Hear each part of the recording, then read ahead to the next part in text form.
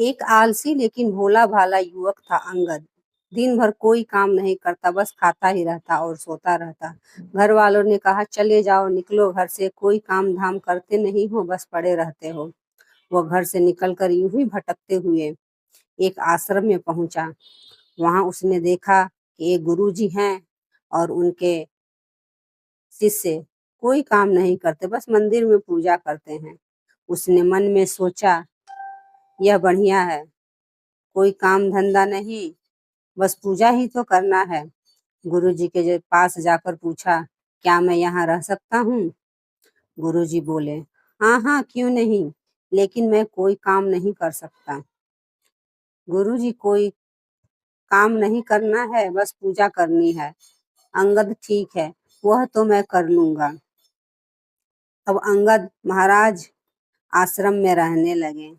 ना कोई काम, ना कोई धाम, बस सारा दिन खाते रहो और प्रभु भक्ति में भजन गाते रहो। महीना भर हो गया। फिर एक दिन आई एकादशी। उसने रसोई में जाकर देखा, खाने की कोई तैयारी नहीं थी। उसने गुरुजी से पूछा, आज खाना नहीं बनेगा क्या? गुरुजी ने कहा, नहीं, आज तो एकादशी है, तुम्हारा भी उपवास है।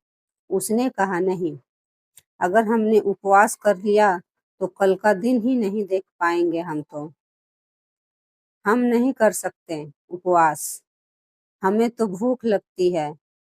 आपने पहले क्यों नहीं बताया? गुरुजी ने कहा, ठीक है, तुम ना करो उपवास, पर खाना भी तुम्हारे लिए कोई और नहीं बनाएगा, तुम खुद बना लो।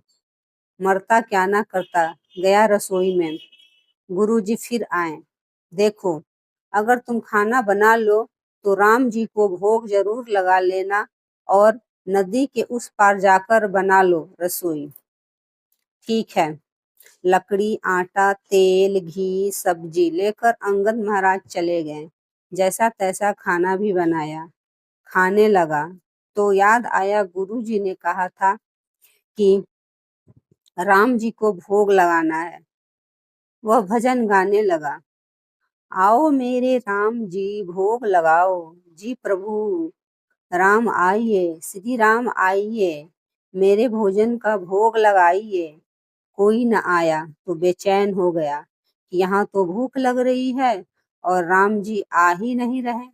भोला मानस जानता नहीं था कि प्रभु साक्षात तो आएंगे नहीं, पर गुरुजी की बात मानना जरूरी है।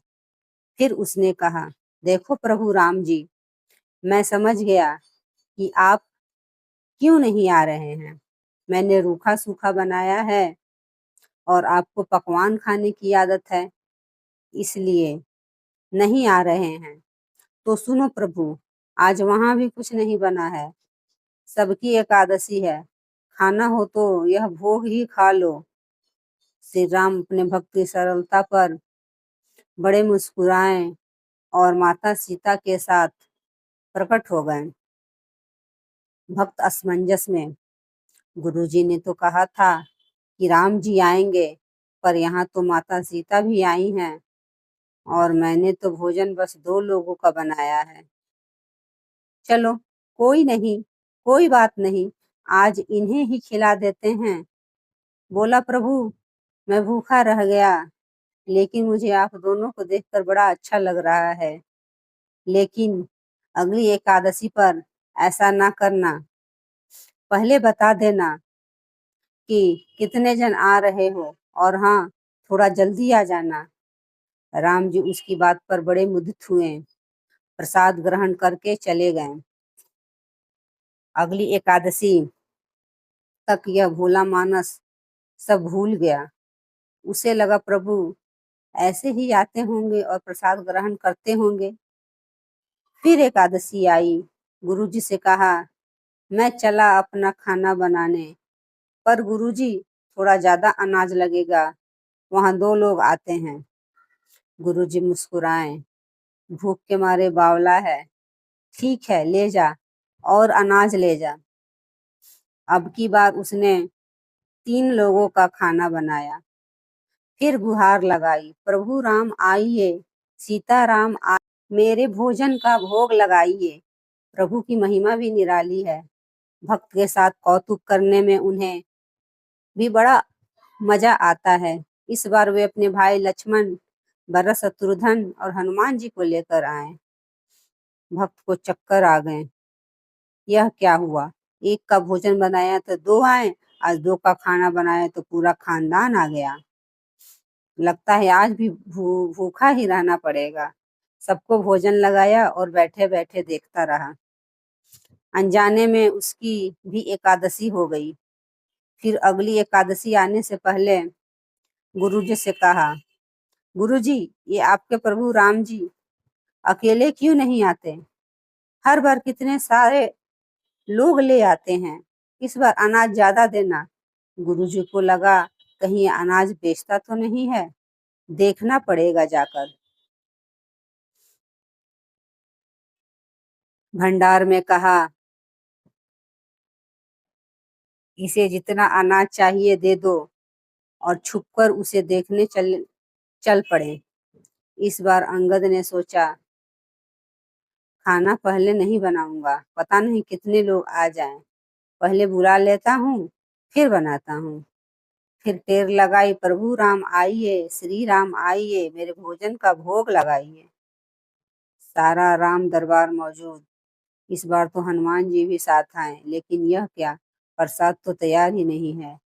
भक्त ठहरा भोला भाला, बोला, प्रभु इस बार मैंने खाना नहीं बनाया। प्रभु ने पूछा, क्यों? बोला, मुझे मिलेगा तो है नहीं, फिर क्या फायदा बनाने का? आप ही बना लो और खुद ही खा लो। राम जी मुस्कुराए। सीता माता भी गदगद हो गई उसके मासूम जवाब से। लक्ष्मण जी बोले, क्या करे प्रभु? प्रभु बोले, भक्त की इच्छा है तो पूरी तो करनी पड़ेगी। चलो लग जाओ काम से। लक्ष्मण जी ने लकड़ी उठाई। माता सीता आटा सानने लगी। भक्त एक तरफ बैठकर देखता रहा। माता सीता रसोई बना रही थी तो कई ऋषि मुनि, यक्ष, गंधर्व प्रसाद लेने आने लगे। इधर गुरुजी ने देखा खाना तो बना नहीं। भक्त एक कोने में बैठा है। पूछा, बेटा क्या बात है, खाना क्यों नहीं बनाया? बोला, अच्छा किया गुरुजी आप आ गए, देखिए कितने लोग आते हैं प्रभु के साथ। गुरुजी बोले, मुझे तो कुछ नहीं दिख रहा तुम्हारे और अनाज के सिवा। भक्त ने माथा पकड़ लिया। एक तो इतनी मेहनत करवाते हैं प्रभु, भूखा भी रखते हैं, और ऊपर से गुरुजी को दिख भी नहीं रहे। यह और बड़ी मुसीबत है। प्रभु ने कहा, आप गुरुजी को क्यों नहीं दिख रहे हैं? प्रभु से कहा, आप गुरुजी को क्यों नहीं दिख रहे हैं? प्रभु बोले, मैं उन्हें नहीं दिख सकता। बोला, क्यों? वे तो बड़े पंडित हैं, ज्ञानी हैं, विद्वान हैं, उन्हें तो बहुत कुछ आता है। उनको क्यों नहीं दिखते आप? प्रभु बोले, माना कि उनको सब आता है, पर वे सरल नहीं हैं तुम्हारी तरह, इसलिए उनको नहीं दिख सकता। अंगद ने गुरुजी से कहा, गुरुजी, प्रभु कह रहे हैं आप सरल नहीं हैं, इसलिए आपको नहीं दिखेंगे। गुरुजी रोने लगे।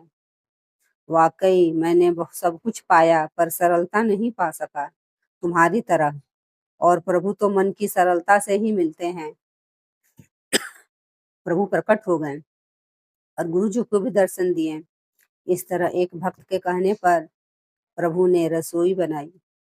जय श्री राम।